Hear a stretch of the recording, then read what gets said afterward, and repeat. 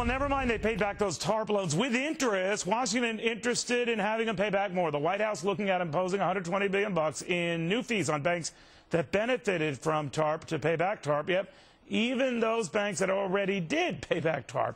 So who's really getting zoomed here? The banks that could use that money to make more loans, or the customers who will likely have a tougher time now getting those loans? Dave Ramsey knows. He's simulcasting from his hit radio show. You can also catch him on his hit show on Fox Business Network. Dave, it's just odd. I know everyone likes to, bust the banks, but, man, they can't win for even paying the money back. We had to have them. They had to stay open, so let's keep them open. Why? So that we can punish them later for doing what they do, which is what, bankers are out there to make money. So, and it all kind of comes back to this bonus thing that's out there floating around, too. And, I guess the Obama administration is just scared to death that it's going to look like that a bailed out company issues a bunch of bonuses, which if they still owe we, the taxpayers, money, they shouldn't be issuing bonuses. But, hey, if it's private industry now, if they paid the loans back, they're no longer owned by we, the people, leave them alone. But we were told we were going to leave them alone, and they were told we were going to leave them alone if they paid the money back, but still on the apron string, I guess. Huh? Well, that, and, it's still more continuation of the old story of let's punish anyone who's successful.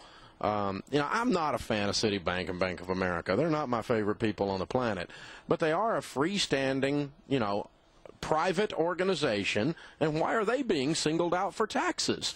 And if they're going to be singled out for special punitive taxes, who's next?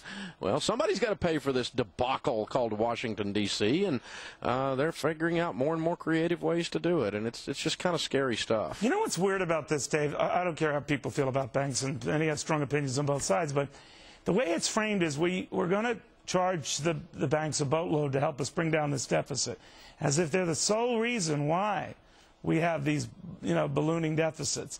In other words, scapegoating, creating a villain, saying it's not Washington and all the spending that's created this mess. It's these evil bankers, Yeah, it's an old psychological term called transference.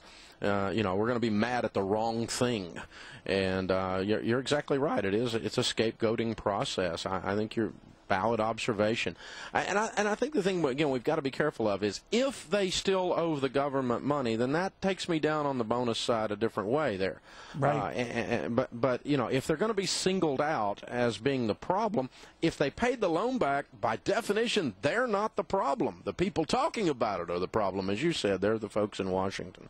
All right, I love you dearly, but you're the problem. You're on the cover of a magazine inside which I am only a bit story. But I'm over that. I'm not one to dwell on ego. For 2 weeks you've been going on about this. You're a little bitter, Neil. Yes, I am. Yes, I am. And I think the magazine's anti-Italian, but that's a whole other broadcast. Dave Ramsey, pro-bald. Thank you, my friend. Very good seeing you again.